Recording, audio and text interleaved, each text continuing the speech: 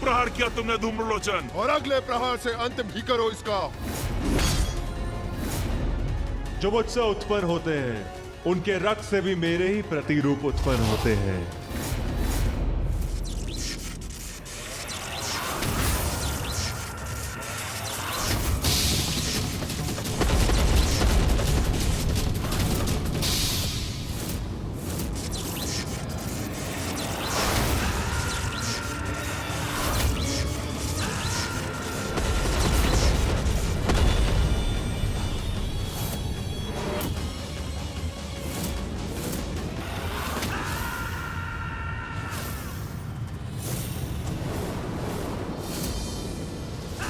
मेरी सेना को नष्ट करने का दुस्साहस कैसे किया तुमने मूर्ख? ठीक वैसे ही जैसे अब हम ये दुस्साहस करने जा रहे हैं।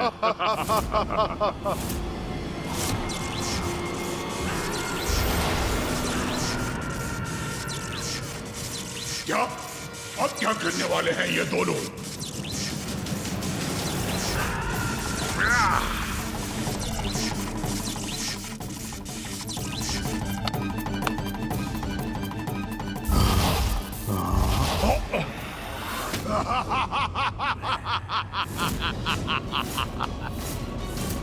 हमारी विद्युत शक्ति इसके आर पार हो रही है। इसे क्षति पहुंचाए बिना ये कैसे संभव है भ्राता? धूम्रलोचन नाम है मेरा। धूम्र हूं मैं, धूम्र। और धूम्र को विद्युत कोई क्षति नहीं पहुंचा सकती।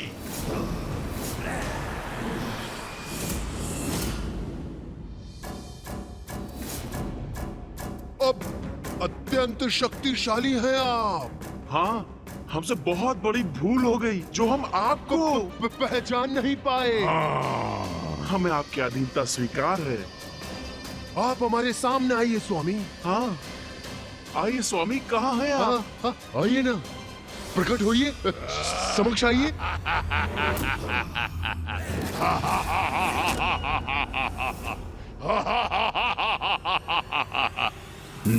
चल।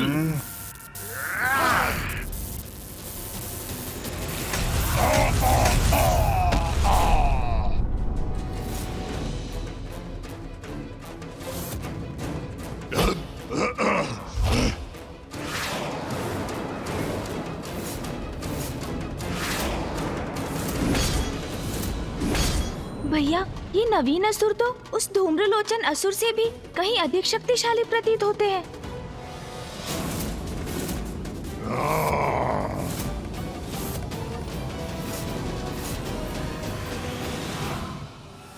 दो प्रचंड प्रबल अद्वितीय रेखाओं के समान अग्रसर हो रहे हैं चंड और मुंड। इन भयंकर असुरों की इस स्पर्धा का क्या अंत होगा? क्या ये दोनों ही इसमें विजय होंगे भैया?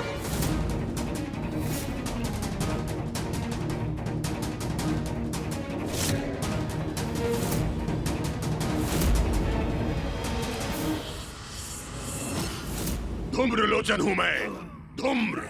मूर्खों, मुझे पछाड़ना इतना सरल नहीं। आ रहा हूं मैं।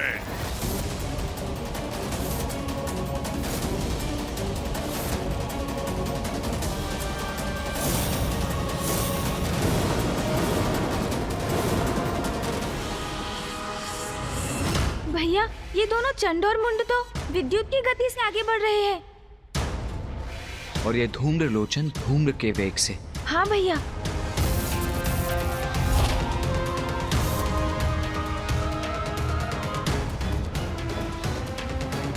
चंड और मुंड अति प्रचंड।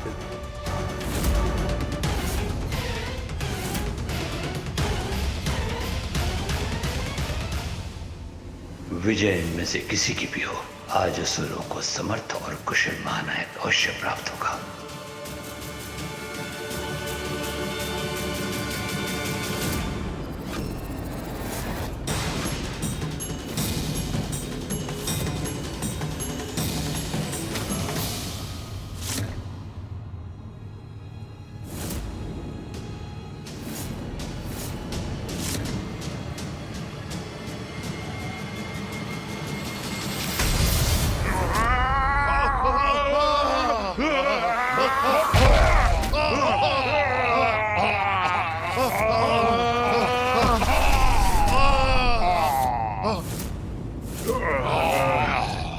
कौन है जो इन तीनों को गिरा दिया?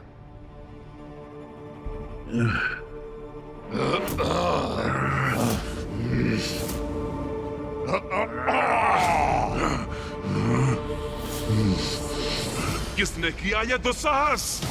और कौन है ये जिसने हम पर प्रहार किया? जो भी है, सर्वप्रथम उसका ही वध करूंगा मैं।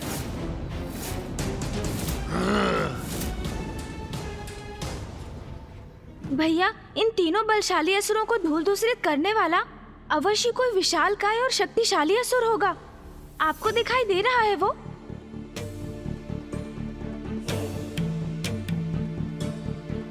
नहीं गणेश, ये चंड मुंड और धूम्रलोचन मेरी दृष्टि बाधित कर रहे हैं।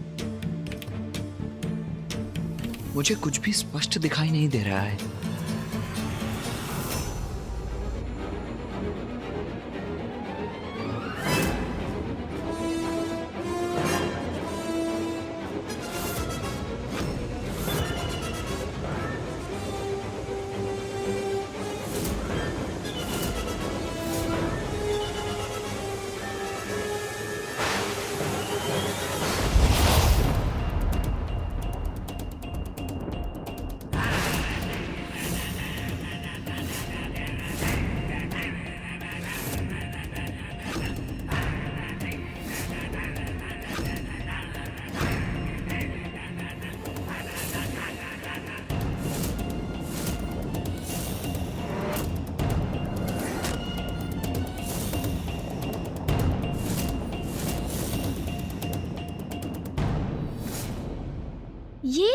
ये है वो असुर जिसने इन तीनों को रोक दिया।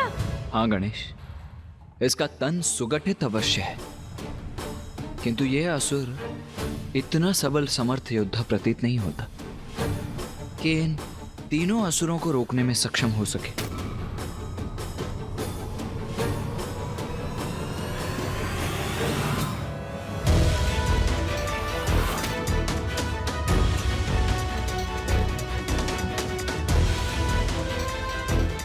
ये किसी का स्वर सुनाई दिया मुझे। कौन है यहाँ? भैया सावधान।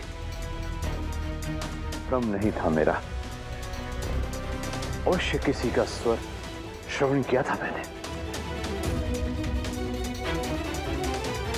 प्रणाम स्वीकार करें असुर गुरु शुक्राचार्य।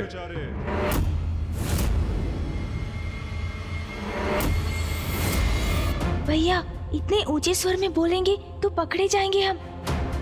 हमें अपना स्वर मध्यम ही रखना होगा। उचित कहते हो गणेश।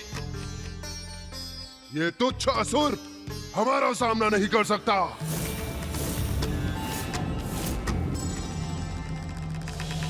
प्रतीत होता है दर्शक दीर्घा में से किसी ने इसे उठाकर फेंक दिया है और ये यहाँ आकर गिर पड़ा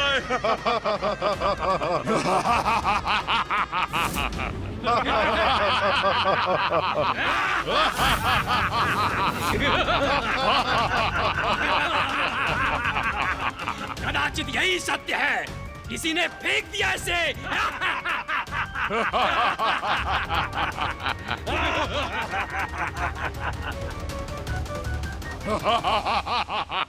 सत्य तो यह है कि तुम तीनों को रोक दिया है मैंने,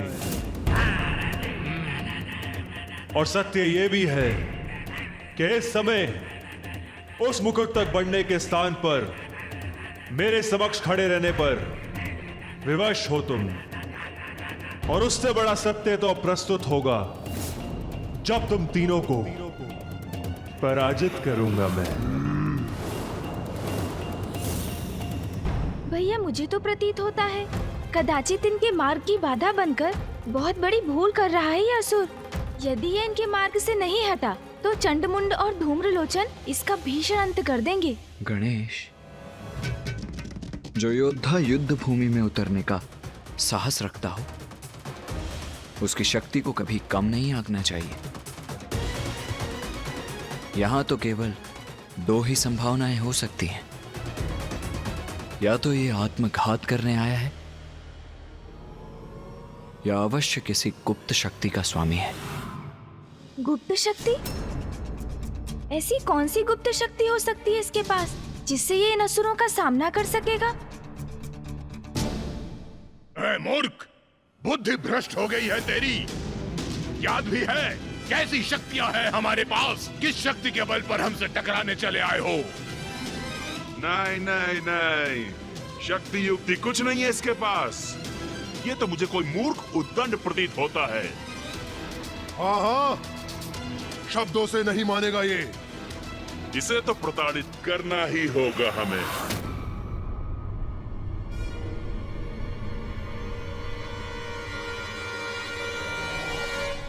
आओ, प्रहार करो मुझ पर। आओ, मुझ पे वार करने के बड़े इच्छुक हो ना तुम तीनों? फिर संकोच किस बात का? आओ।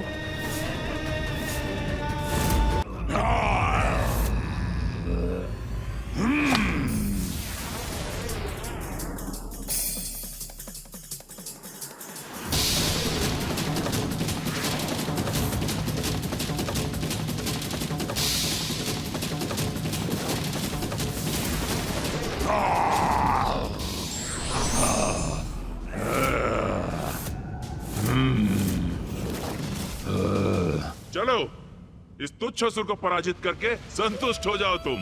हाँ, यदि ये हमारे मार्ग की बाधा न बनता तो हम तो विजयी होने ही जा रहे थे। विजय तो तुम प्राप्त नहीं कर सकते। चलो, इसका वध करके प्रसन्नता प्राप्त करने का अवसर तुम्हें प्रदान करता हूँ। संतुष्ट और प्रसन्न तो मैं तब होऊंगा जब इसका अंत करने के बाद तुम दोनों का भी वध करूंगा। सावधान तुच्छ असुर, तुम्हारा काल धूम्रलोचन बढ़ रहा है तुम्हारी ओर।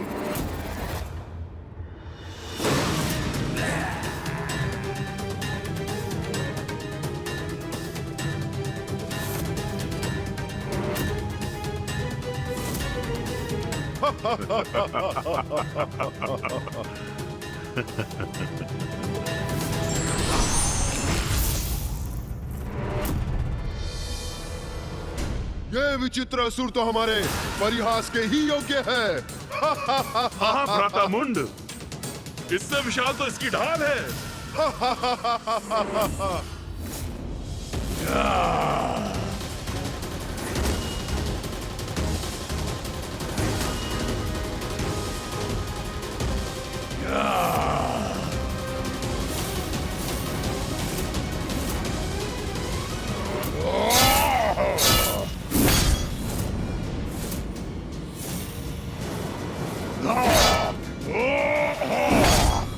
उत्तम प्रहार किया तुमने धूम्रलोचन। और अगले प्रहार से अंत भी करो इसका। अब मेरे प्रहारों को नहीं रोक सकता तू।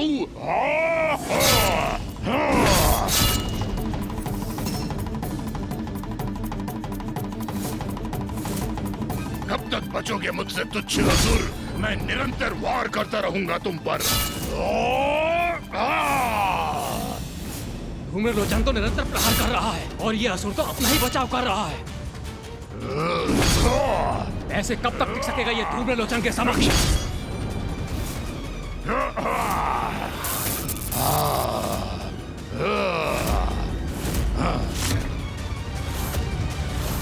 वध करो इसका धूम्रलोचन, वध करो। अंत करो इसका। खंडित हो गई है इसकी ढाल। अब एक ही प्रहार से इसका अंत करता हूँ। अब क्या धूम्रलोचन इसका वध कर देगा भैया? वो झुका अवश्य है,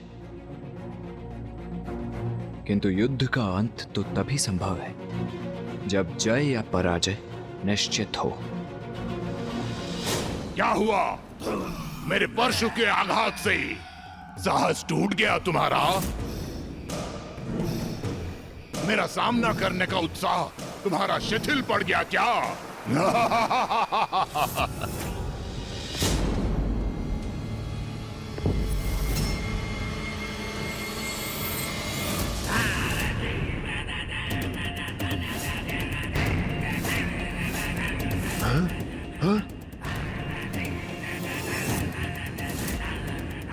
मेरा अंत होगा ना ही मेरा साहस चूकेगा और मेरा उत्साह वो तो अब जागृत होगा मूर्ख।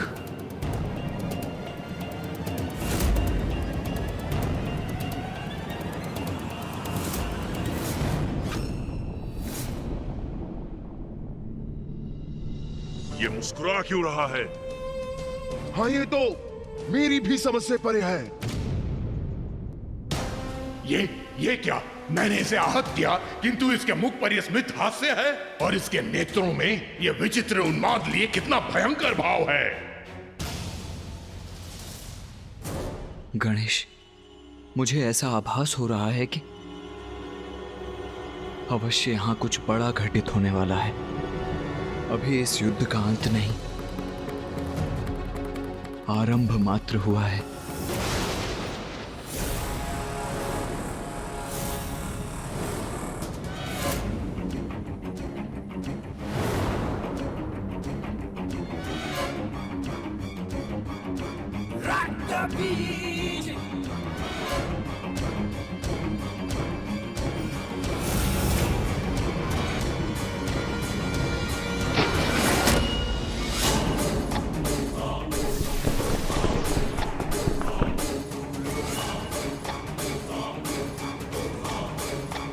ये क्या भैया?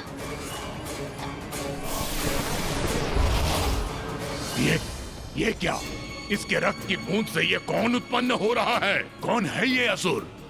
ओह, प्रतीत होता है इसे पराजित करना इतना सरल नहीं।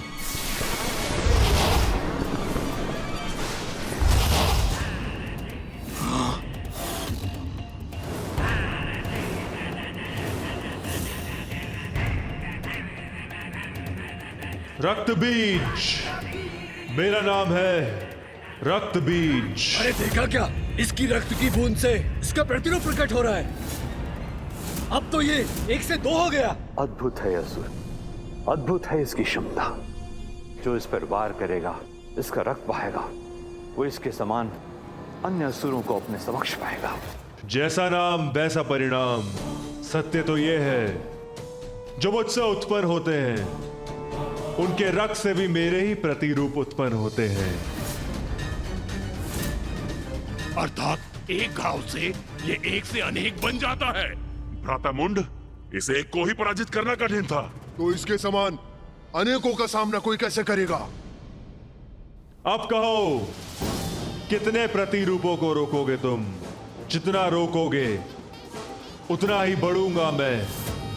जितना मुझ पे वार करोगे उतना ही शक्तिशाली बनकर तुम सबका काल बनूंगा मैं।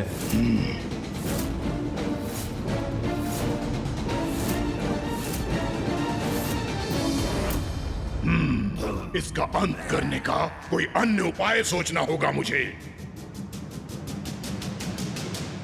कहिए असुर गुरु, पर्याप्त है ना मेरा इतना शक्ति प्रदर्शन? हो गया ना प्रमाणित कि मैं ही असुर महानायक पद के योग्य हूं?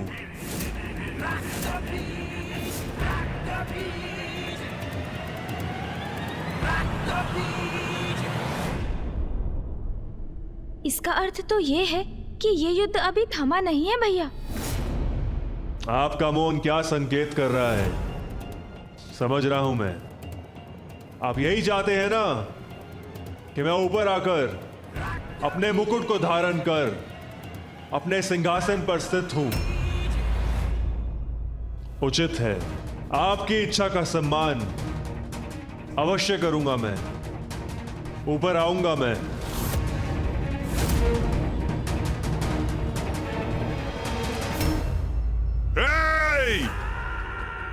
क्या समझते हो तुम हमें? हाँ, एक तुच्छ असुर अपने तुच्छ प्रतिरूप को प्रस्तुत कर हमें झुकने पर, हमें रुकने पर विवश कर देगा और हम तुम्हें आगे बढ़ने देंगे।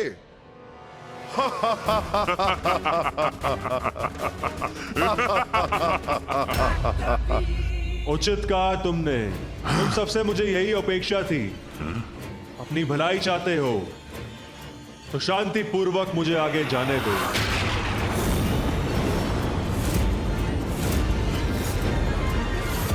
विश्वास नहीं होता, इतनी सरलता से आगे बढ़ना चाहता है ये।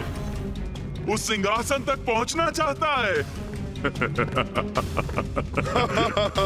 अरे हाँ भ्राता, यह आगे बढ़ के अपने काल से भेंट करना चाहता है। सत्य कहा भ्राता मुंड।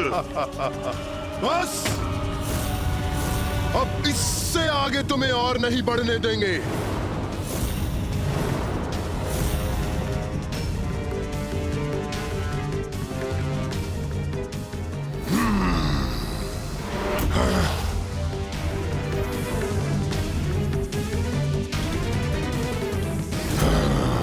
तुम्हारे सभी प्रहारों का उपाय है मेरे पास।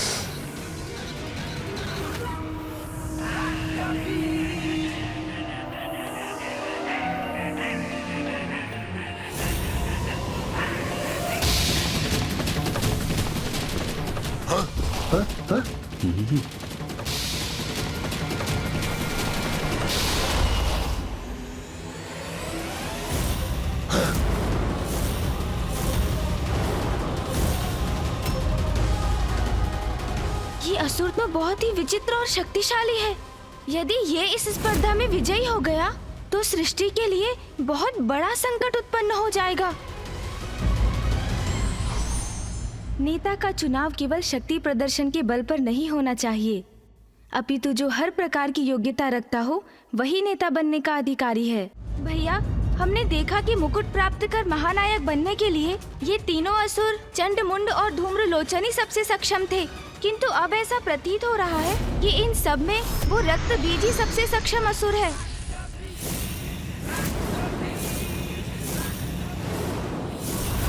अद्भुत है ये। अब मुंड क्या करेगा? कैसे करेगा इन असुरों का सामना? सावधान मुंड, सावधान।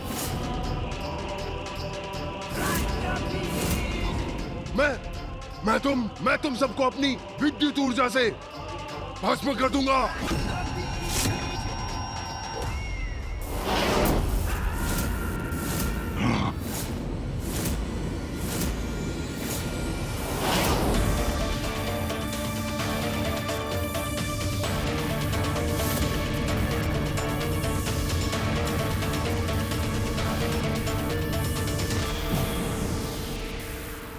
धूम्रलोचन, हम में से कोई भी विजयी हो, परंतु एक बात निश्चित है, मैं इस दुष्ट को कभी विजयी नहीं होने दूंगा।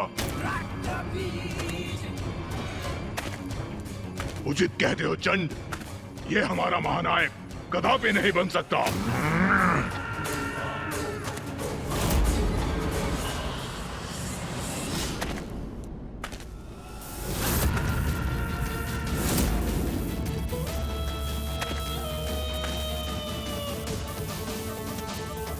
ये मूर्ख अपनी मूर्खता पर स्थिर हैं, किंतु इनका उपाय भी है मेरे पास।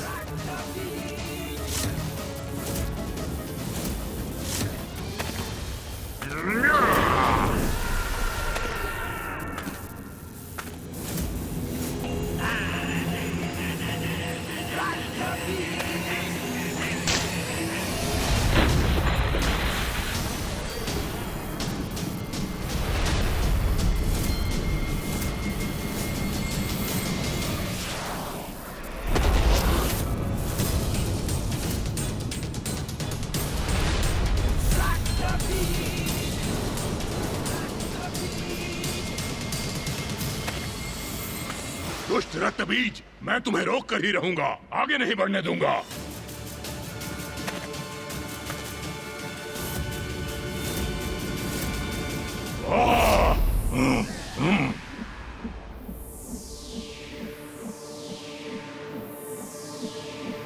अब रोक कर दिखाओ मेरा प्रहार।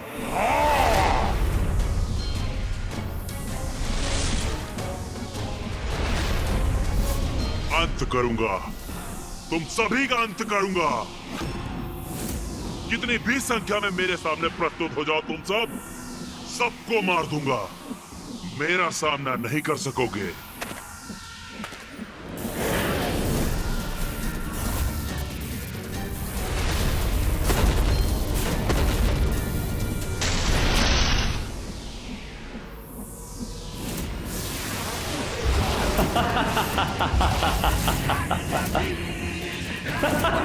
इन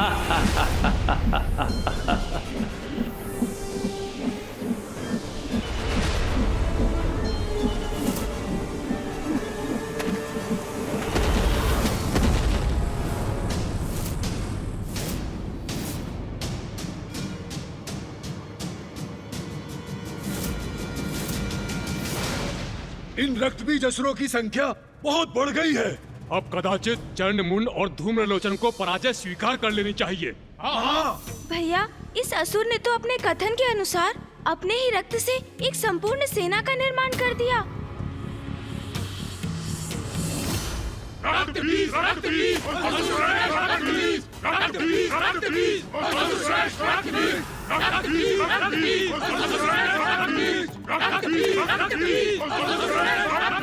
अब तुम मेरे प्रतिरूपों से उलझते रह जाओ और मैं बढ़ूंगा आगे और बनूंगा असुर महानायक।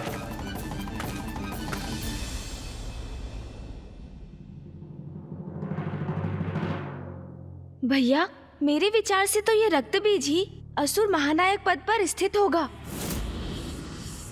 गणेश, ये तो स्वयं ही अपने आप में एक ऐसी सेना है जिसका संहार कर पाना अत्यंत दुष्कर है। हाँ भैया, यदि ये असुरों का नायक बन गया तो देवताओं का असुरों पर विजय पाना असंभव हो जाएगा।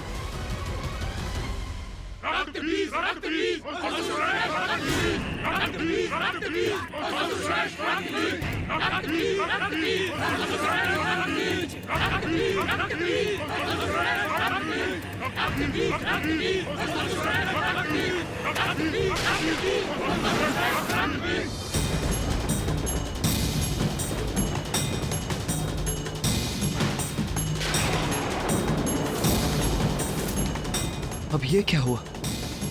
किसके आगमन का संकेत हो सकता है?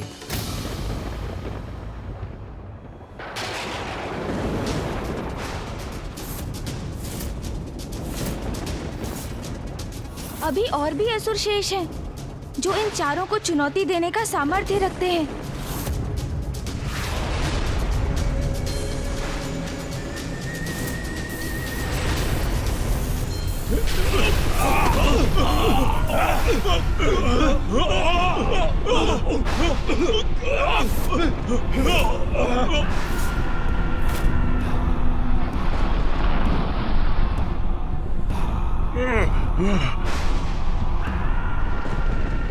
कौन है जिसके आने से स्थान कंपित हो गया? क्या ये रक्त बीज को पराजित करने आया है? कौन है ये असुर?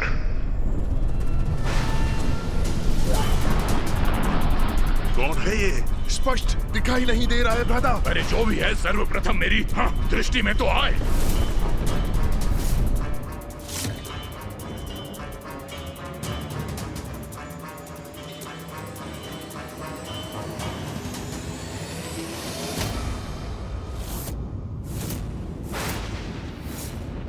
असुर गुरु शुक्राचार्य,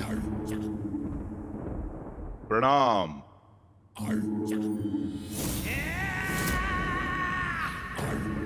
मैं शुंभ और मैं निशुंभ।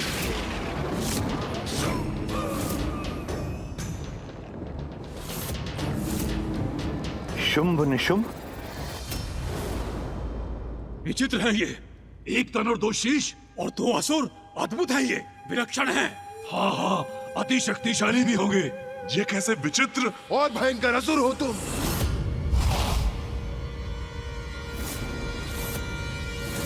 ओ, क्षमा करना, मैंने तुम्हें असह्यत तो नहीं कर दिया ना? तो लो, तुम्हें शांत करने के लिए मैं कुछ ऐसा करूं क्या?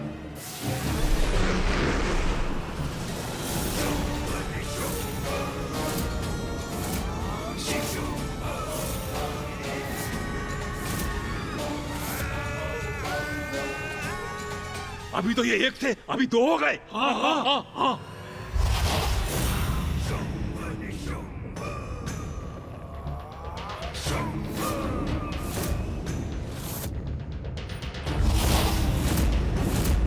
शुंभ, तुम्हें कितनी बार कहा है इसे मत खींचा करो। आधे से अधिक केश तो तुम अपने साथ ले जाते हो मेरे। हम दोनों तो पूर्व से अधिक उत्तम दिखाई दे रहे हैं, किंतु तुम अधिक कुरूप दिख रहे हो और अपना रूप संवारने के लिए कुछ कर भी नहीं सकते हो। इस दुष्ट का इतना दुस्साहस, हमें कुरूप बुला रहा है ये। असुर गुरु शुक्राचार्य, अब हम आ ही गए हैं, तो इस स्पर्धा को रोक दीजिए, क्योंकि असुरों के महानायक तो हम ही बनेंगे।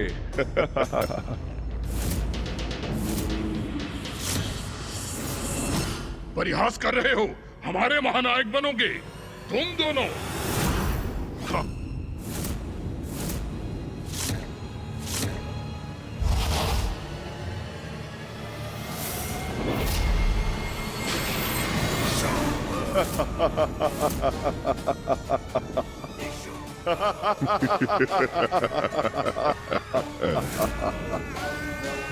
अरे ये दोनों तो पुनः एक हो गए। क्या हम तुम्हें विदूषक प्रतीत होते हैं? कदाचित हमें तुम्हारा वध कर देना चाहिए। तुम्हारा क्यों, तुम सभी का। चंड मुंड धूम्रलोचन और मैं तुमसे पूर्व यहाँ इस प्रथा में है, इसलिए सिंहासन का कोई अधिकारी है तो हम में से कोई है। अब यहाँ किसी नवीन प्रतिस्पर्धी का कोई स्थान नहीं है, इसलिए तुम जहां से आए हो वहीं क्यों नहीं लौट जाते?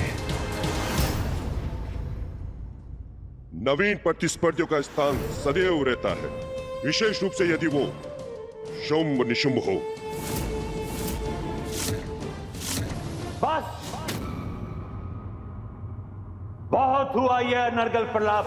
कदाचित तुम भूल रहे हो कि स्पर्धा भी शेष है, जिसमें विजय प्राप्ति के लिए जिह्वा से निकले शब्दों का कोई लाभ नहीं। शुंभ निशुंभ, यदि तुम असुर महानायक के सिंहासन पर स्थित होना चाहते हो तो अपनी योग्यता प्रमाणित करो। जो आज्ञा गुरुदेव। गणेश, अब तो ये स्पर्धा और भी रोचक और कठिन हो जाएगी। जिस पर हमारा ही अधिकार होना चाहिए उसे हम अवश्य प्राप्त करेंगे।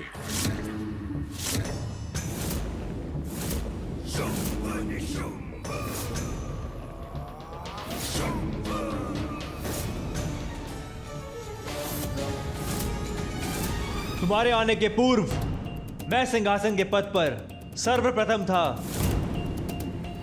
और अभी भी मुझसे पार पाना इतना सरल नहीं है।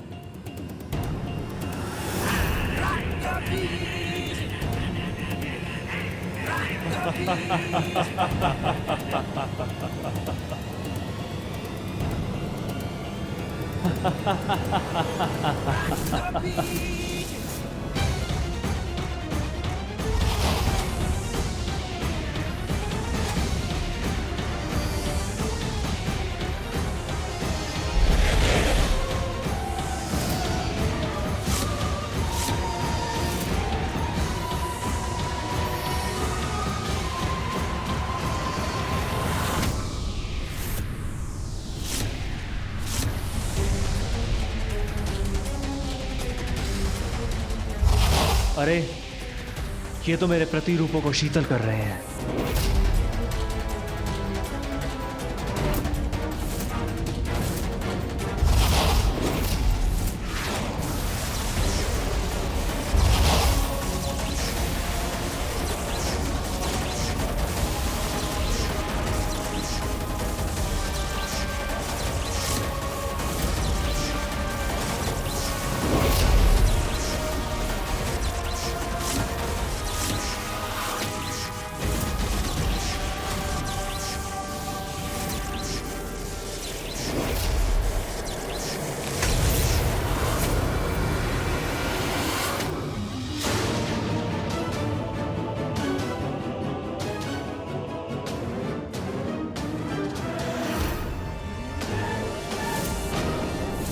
तुम चारों मिलकर भी हमारा सामना नहीं कर सकते।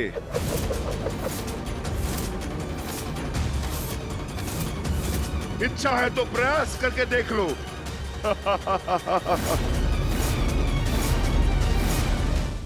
भयंकर पराजय होगी तुम्हारी, तुम सबकी। कुछ भी हो जाए दुष्टों, तुम्हें कदापि विजयी नहीं होने देंगे हम।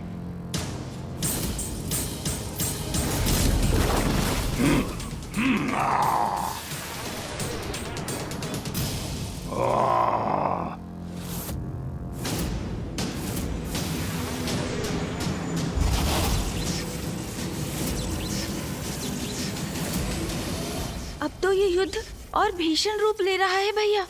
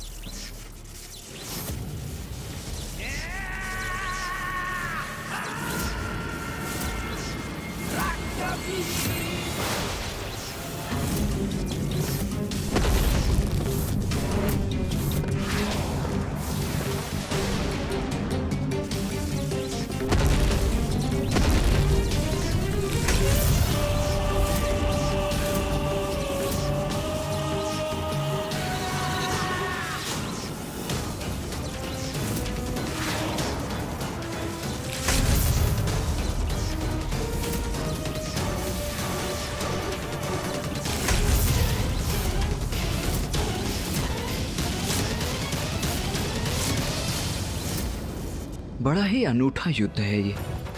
शुंभ और निशुंभ इस प्रकार वार और बचाव करते हैं कि उनके विरोधियों द्वारा उसका अनुमान लगा पाना भी अत्यंत कठिन हो जाता है। हाँ भैया, और इसका सबसे दुखद पहलू ये है कि ये असुर अपनी इन असाधारण शक्तियों का प्रयोग अपनी आसुरी प्रवृत्ति का प्रसार करने के लिए ही करेंगे।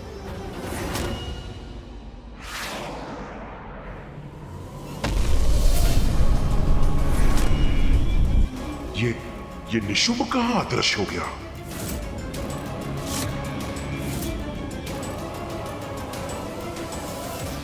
चंड, अब तुम्हारी पराजय समीप है।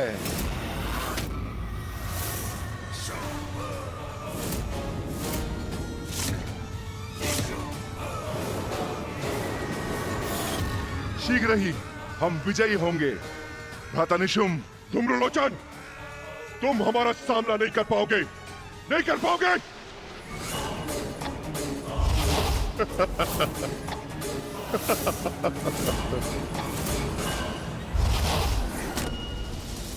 मुंड!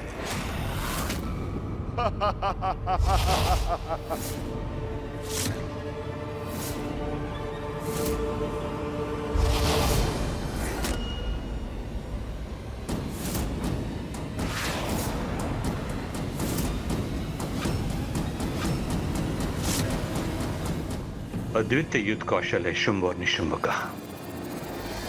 भैया, असुर वास्तव में अत्यंत शक्तिशाली है, किंतु अपनी शक्ति के दुरुपयोग के कारण कभी इनका उत्थान नहीं हो पाता। सृजनात्मक कार्यों के लिए अपनी शक्ति का प्रयोग करें तो संसार इन्हें भी आदर अवश्य देने लगेगा, है ना भैया?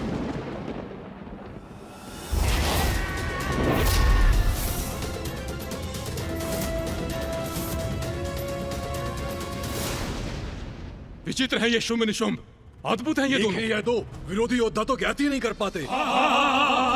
प्रहार करो।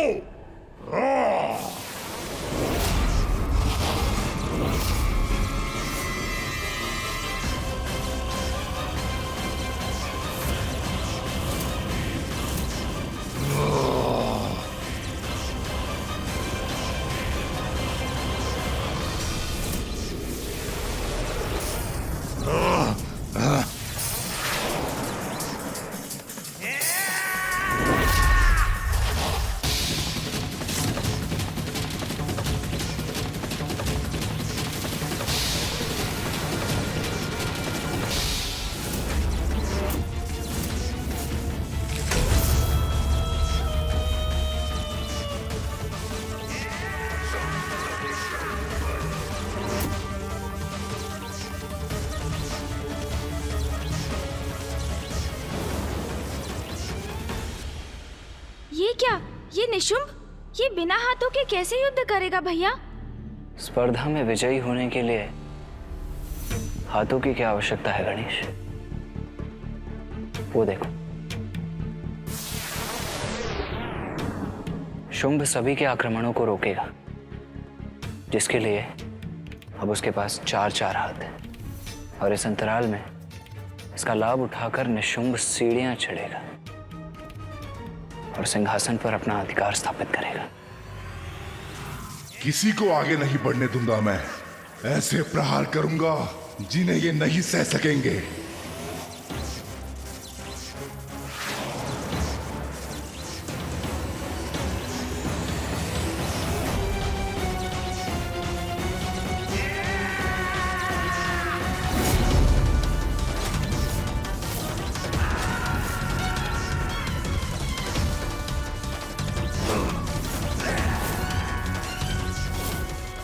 अब तो निशुंभ ही बनेगा नया असुर सम्राट।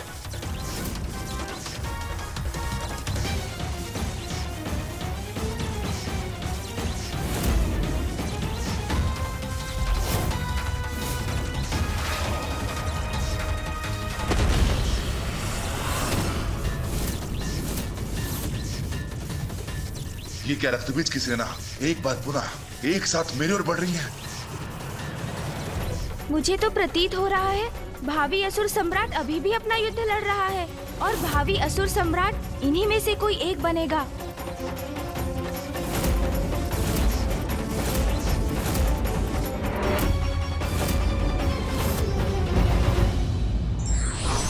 सच्चे योद्धा विरोधी योद्धाओं को देखकर कभी विचलित नहीं होते, अपितु धैर्यपूर्वक उसकी शक्ति आंकते हैं। धार्मिक वीडियो सबसे पहले देखने के लिए हमारे चैनल को सब्सक्राइब करें और बेल आइकन दबाएं।